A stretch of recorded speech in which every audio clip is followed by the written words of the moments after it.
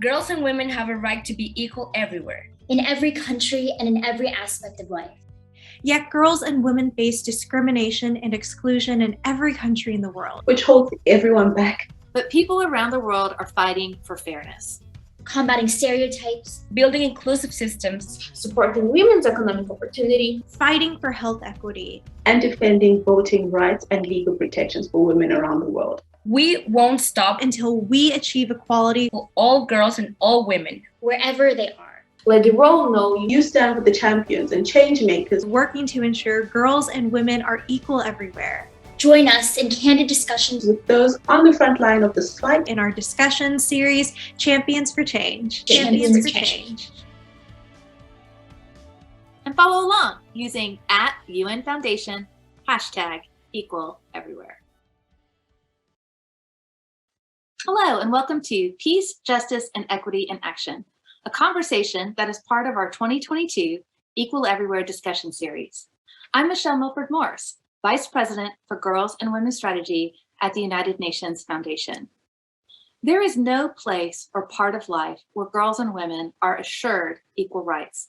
This inequality is even more pronounced for Black girls and women of color, and Indigenous girls and women too.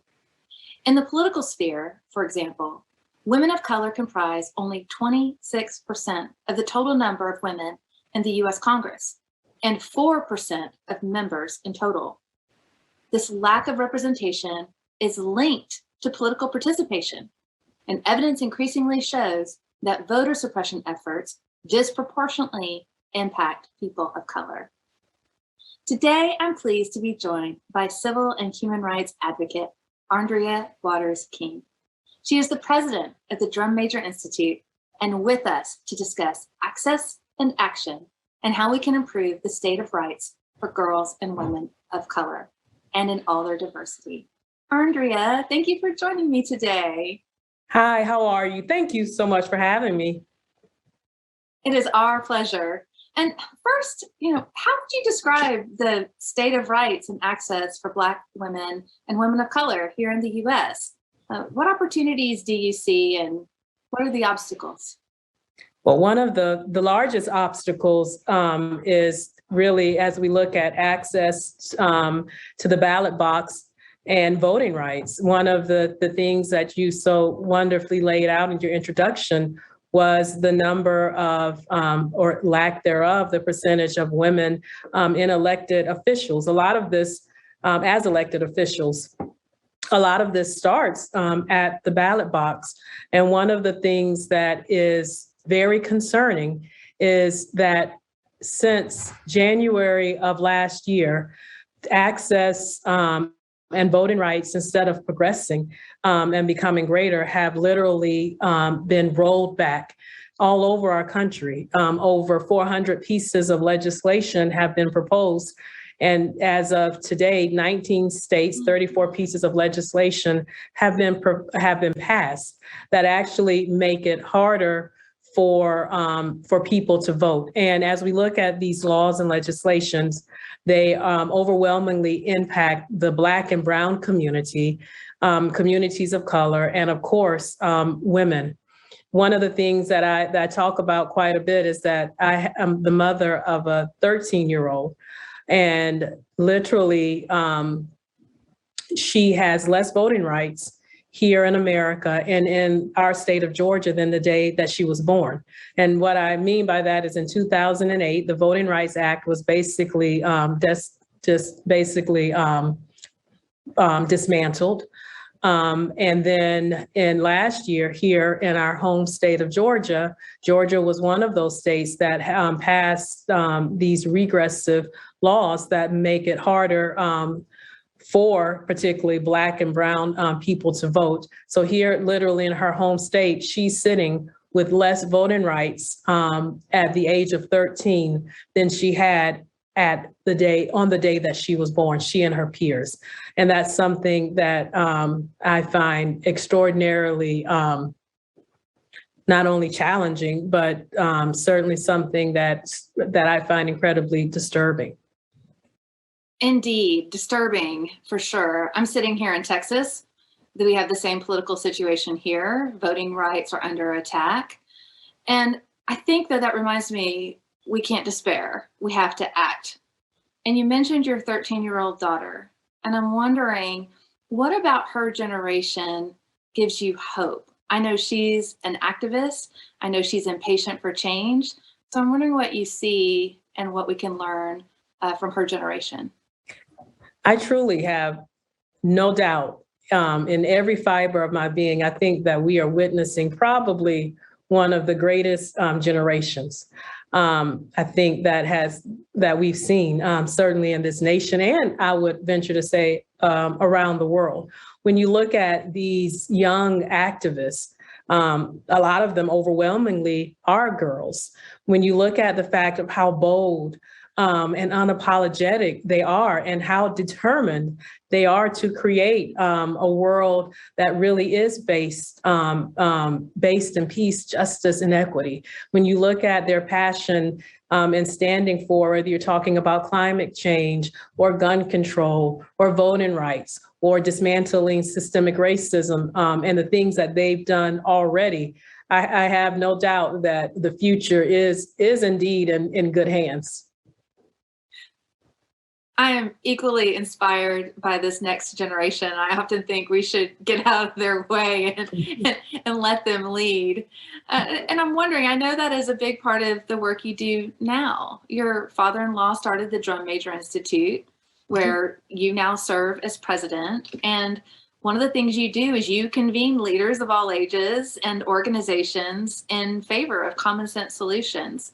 Would love to know what that means to you, and especially in this moment where it all feels a bit hopelessly fractured.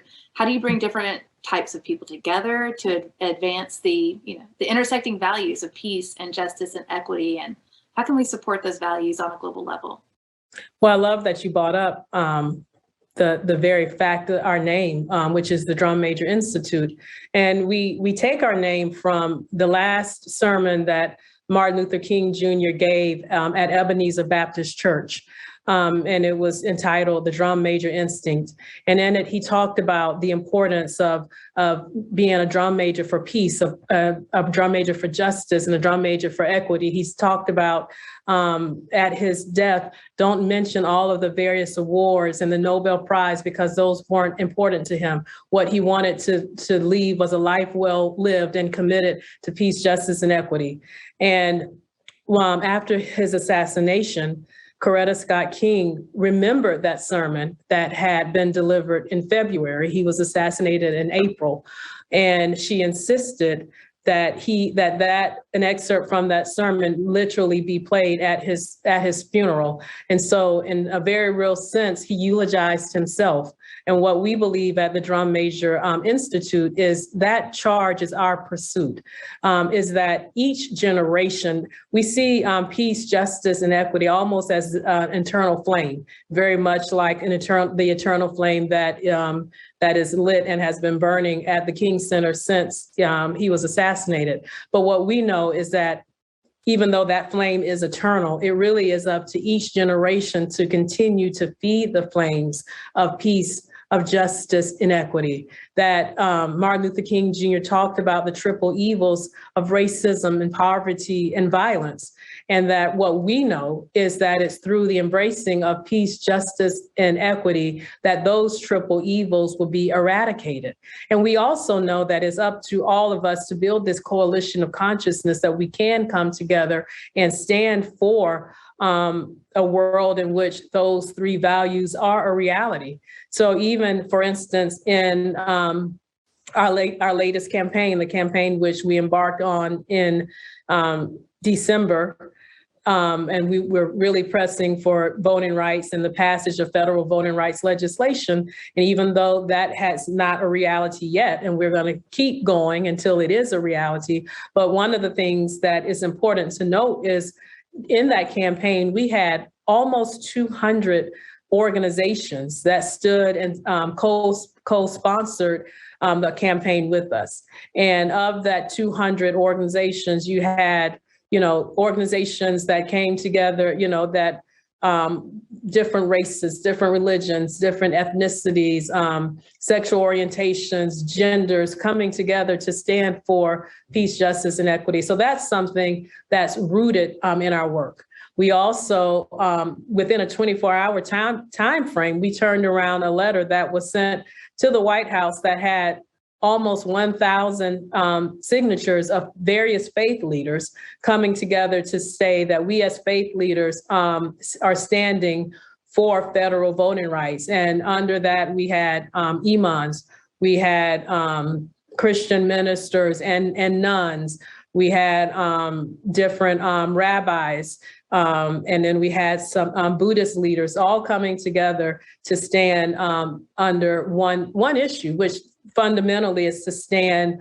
for the protection and preservation of our democracy. So that's something in which we talk about, but not only we talk about that, but we put that into action with all of our campaigns.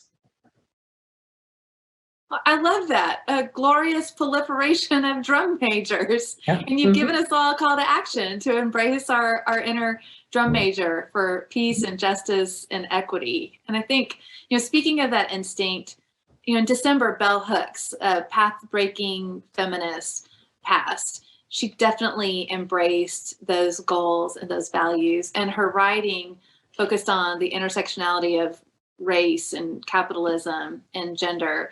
She was singular and she had a tremendous impact. And what do you think she meant to feminists and to Black women and to our understandings of masculinities too? Michelle, just that question gives me chills. And the reason being is I'm hard pressed to find many heroes of mine, heroes and sheroes, but Bell Hooks was absolutely one of the few that I would personally put in that category, to the degree that for many years, I worked for an organization that was started by Reverend C.T. Vivian, who was a lieutenant and a tremendous freedom fighter. He worked for Lieutenant for Martin Luther King Jr., for my father-in-law, and a freedom fighter, and tremendous amount of work that he did. And then also was co-started by Ann Braden, who a lot of people don't know, but they should. She was this tremendous Southern white woman that actually Martin Luther King Jr. mentioned in his letter from a Birmingham jail as an example of a white Southerner. And I have to add, and with an asterisk in bold, a woman that was working for the betterment of Black freedom and freedom for all. And so I had the tremendous pleasure to be mentored by these two giants. But I worked for an organization under them called the Center for Democratic Renewal, which was formerly the National Anti-Klan Network. So the purpose of the Center for Democratic Renewal was to monitor hate groups such as neo-Nazis, the Klan, skinheads, so on and so forth. And then we also go into communities and help communities organize around the activities of hate groups and prevent hate crimes, or if a hate crime had happened. But I mention all of that because I had one quote on my wall the entire time that I did that work. And it was a Bell Hooks quote. And it basically said that we must never become like that which we're fighting against.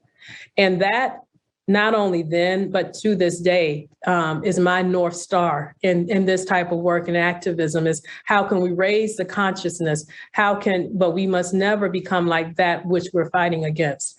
That was one of, you could just close your eyes and choose any quote of Bell Hooks.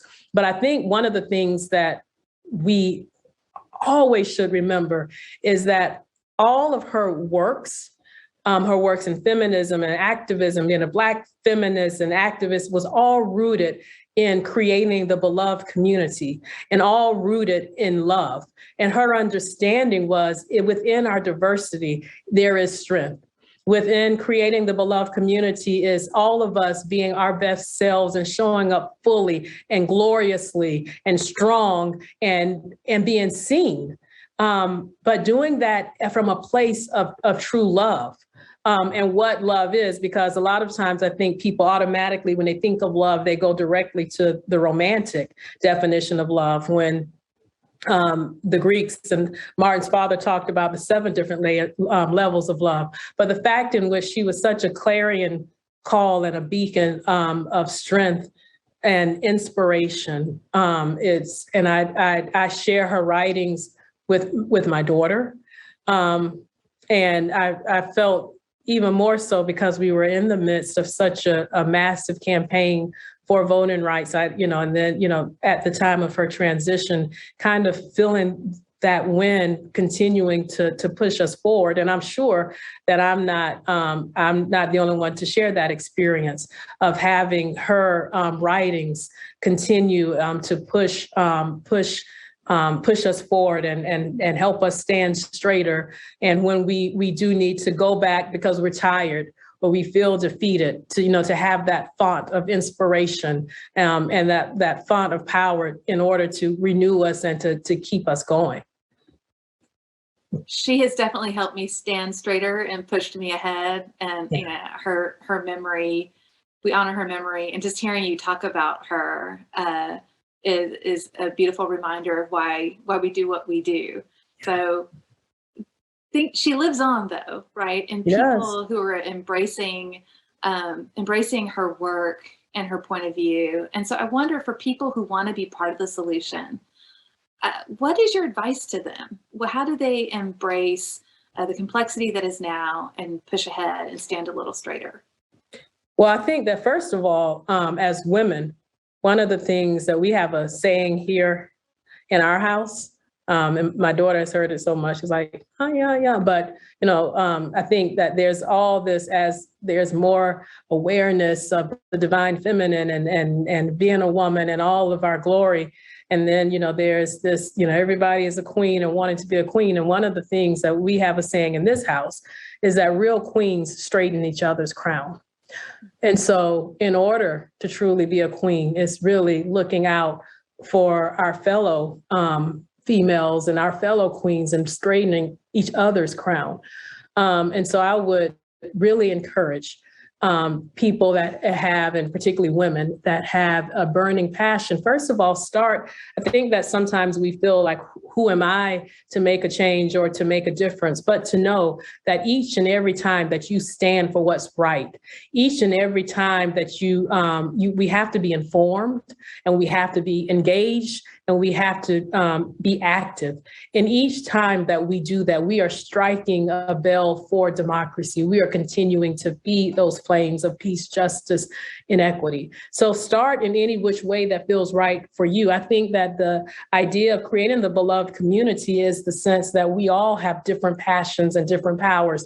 There's for some, it might be voting rights. For some, it might be, the elderly. For some, it's, climate or, very strong, particularly for gender rights and gender equity but to really find that which you're passionate about and find a way to continue to lift that up and enliven that, and to use your voice, to use your time and your energy for good.